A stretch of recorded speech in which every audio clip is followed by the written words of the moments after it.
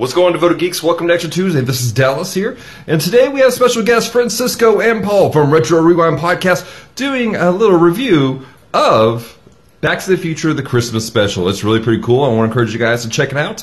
We'll be back at the end of this episode. So, Francisco and Paul, take it away.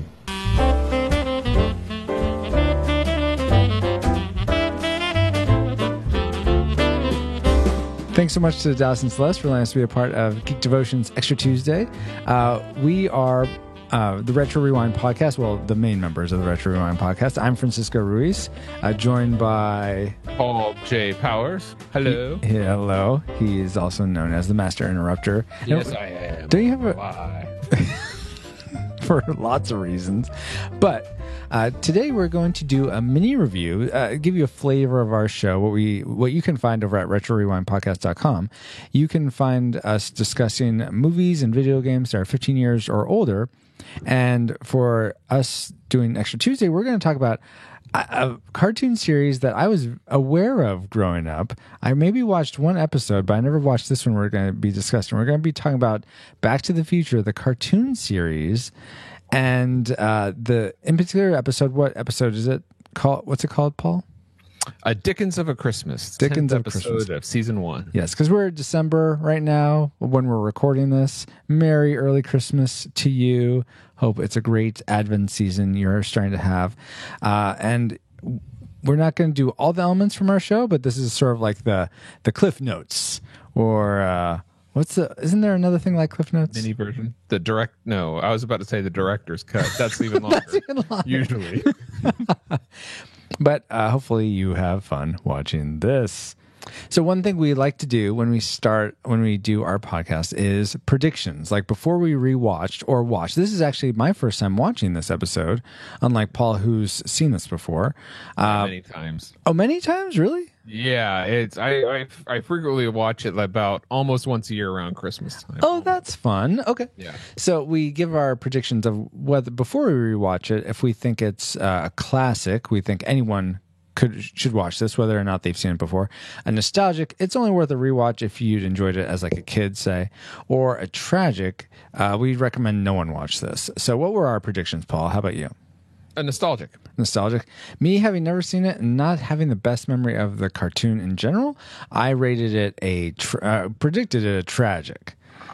Shocking. No, I like cartoons, Paul. Why is that? And this isn't a Disney cartoon or anything. That would have been worse. Okay, so those were our predictions. We don't have a memory mind meld since Paul was the only one who remembered this cartoon series. So let's just go ahead and get into the meat of our discussion, our likes and dislikes. So first off, Paul, what's one thing you liked about this episode of Back to the Future cartoon? One of the things that I enjoyed as an adult is Doc Brown's phraseology. Basically, he would use bigger and longer words for some of the more common phrases. Mm-hmm. Like he would say "holy bovine," which is holy cow. Yeah. So there's several of those throughout, which is kind of fun to kind of like focus on to keep your mind going. Totally, yeah. Something I liked, because I don't really want to comment on that right now. Something I liked was I really love that Mary Steenburgen and Tom Wilson, yeah, who played Biff. Yeah, who played Biff and Clara, reversed respectively. That they were the original. They're the original cast in Back to the Future. The Back to the Future movies. I love that they reprised their roles for this. That was so. I was like, that's so great. Thank you so much for doing that for the fans. Applaud to you. Yes. Good job. Thank you. So I really appreciate that. Now let's just dive right into the thing we love the most. Let's hit hard. That sounded awkward. I'll just go with the thing you love the most, Paul. Were you chicken? I apparently really love dialogue because this episode of this cartoon has one of my favorite lines ever in all of cartoon history. What? It's because it's a clever word joke. Okay. And it's basically the point where Doc Brown has Einstein the dog and he meets this other big guy who's brute, and he has his dog, and his dog's name's Crusher. Is why? Because he crushes things. and Einie or Doc says to his dog, "Desist, Einie." Yeah. He says, "Einie, why do you call him Einie?" Because he sits that's on. what he sits yeah, on. yeah. Yeah, I just thought it was brilliant, so simple, and I just love it. Einie, because of Heine instead of Einstein, because they don't know who Einstein is. Yeah, exactly. Way back in Dickens' time. Yeah, so. because that's like the 1800s or something like that. Yeah, exactly. Or 1700s. A little unclear, but it's definitely. I thought the wordplay and the. I love it. Yeah, and you know what? I really that actually the dialogue and a lot of the not only for Doc Brown but also a lot of the characters. I especially love the choir and how they just went with. We wish you a Merry Christmas and all these different just telling the story of what was happening, almost like a Greek chorus. I don't know if you ever read Greek plays. Greek choir, yeah. Greek choir, yeah. I thought that was they did it excellently. It was just fun. Sometimes that's the type of thing that for me anyway can come off really corny or really garish. But I thought they executed it perfectly, and like you said, a lot of the dialogue was really fun. So that was my classic maker as well. Cool. Yeah.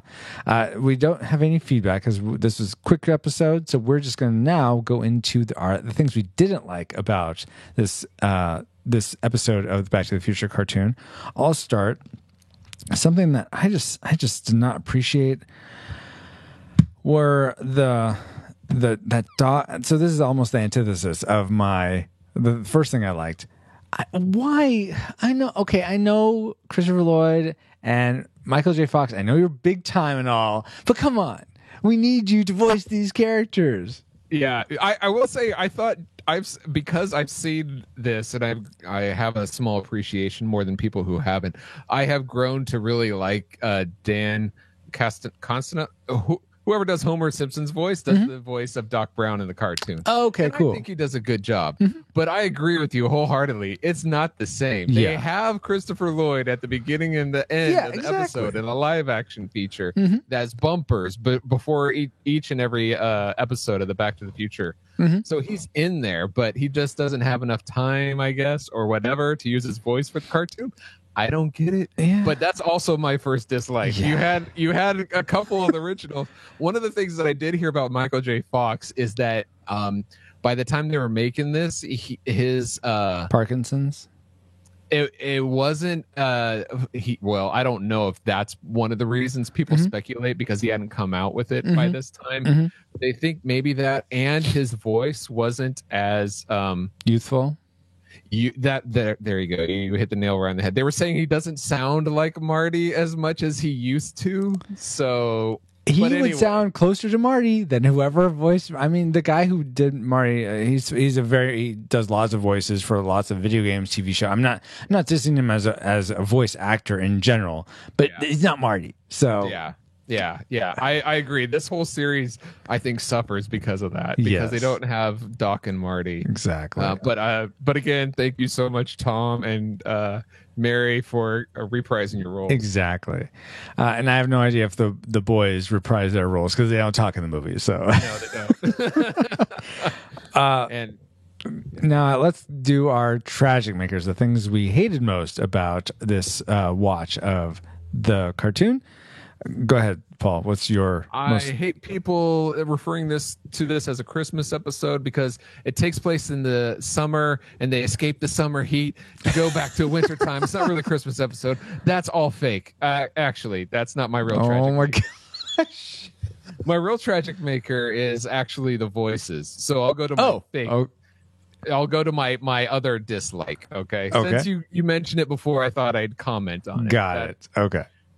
And that is basically at the end when Scrooge sees Marty, he doesn't think, "Oh, this is the ghost I've seen." He's visiting other people. He says, "You're no Christmas spirit." I'm like, "How do you know he's not?" Exactly. Yeah, that is a bit silly. Yeah, especially since, I mean, would you really recognize someone that you only marginally saw? And I believe that he could have recognized it, but figuring out that he's not a ghost because he's wearing a different set of clothes is no. cartoon logic, I suppose. Yeah.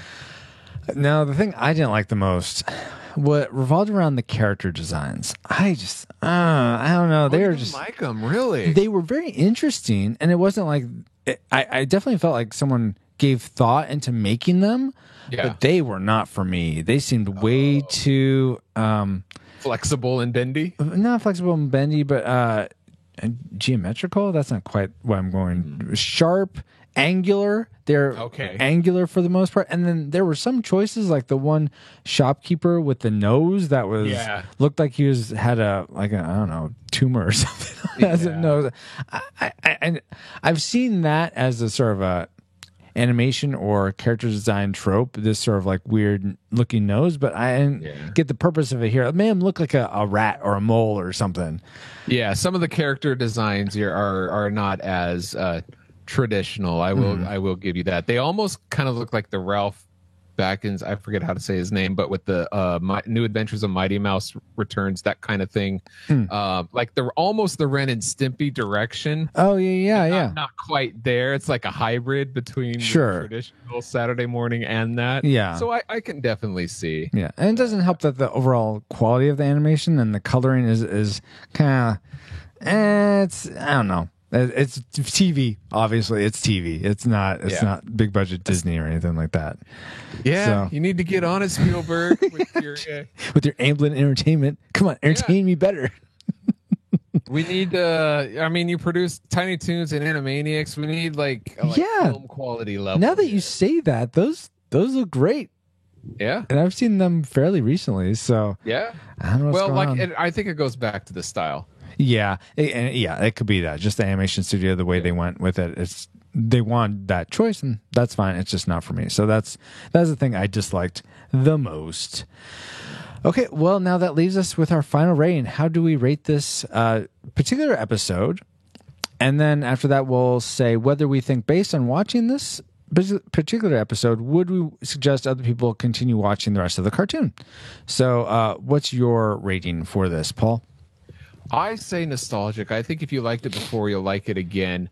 There are certainly some, like, if you don't know the Oliver Twist story and you don't know the you're looking at me weird. Like, do you know the Oliver Twist? Not really. I do know Oliver and Company, the Disney dog version. Yeah, the Artful Dodger is in this.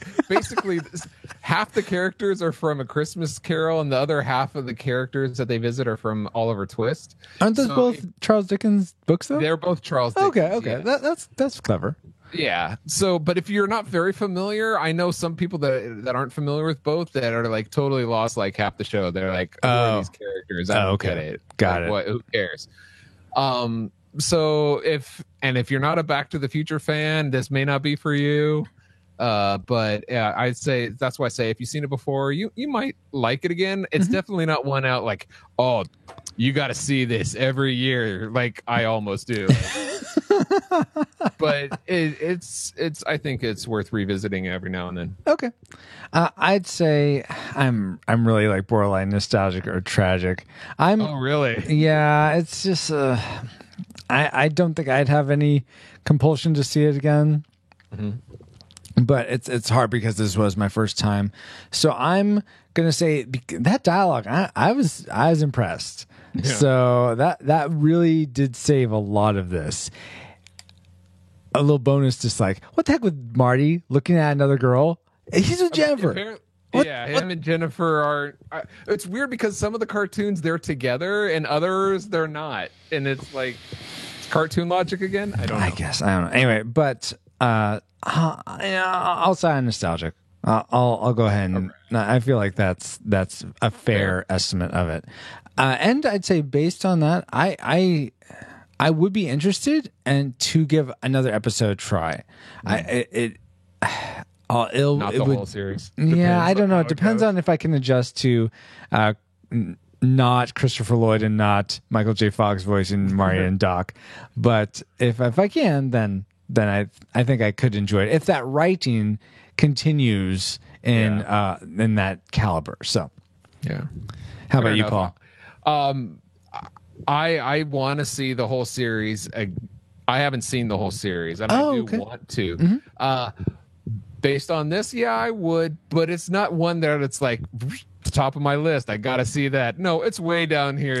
Yeah. That are like there's several others that I'd rather see that before I see this one. Totally. But I if I have nothing else to do, I can't think of anything else. Sure, put this on. Okay, cool. Well, thank you so much, Paul. Thank you also to Dallas and Celeste.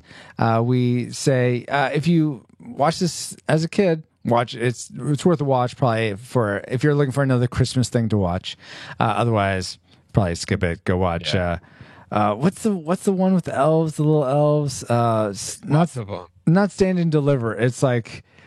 Prep and Landing. Prep and Landing. Oh, I love Prep and Landing. Yo, I love that. It's so good. Go watch Prep and Landing. Do that. Prep and Landing's excellent. Yes. At least the first one. The first one. The more they get, the second one isn't as good, in my opinion, isn't as good, and the third one isn't as good. Oh, okay. I haven't seen the second or third, just the first one, but the first one's excellent. Oh yeah. Anyway, I've been and continue to be Francisco Ruiz. Thank you so much to my co-host, who's scrambling, the Master Interrupter Powers. who can't see. The reason why you can't see me right now is because he's looking for Prep and Landing. Probably. I am. Where did it go? No, it disappeared like an elf. You can't. That's so weird. But for a Christmas Eve, maybe it'll reappear. I have it somewhere. I believe it's supposed to be in alphabetical order. All Anyway. right. So thank you so much, Dallas and Celeste and Geek Devotions, for allowing us to take over your Extra Tuesday. Hopefully you have an amazing day and week. And look out for Geek Devotions this Friday. And Merry Christmas. Happy New Year. Bye.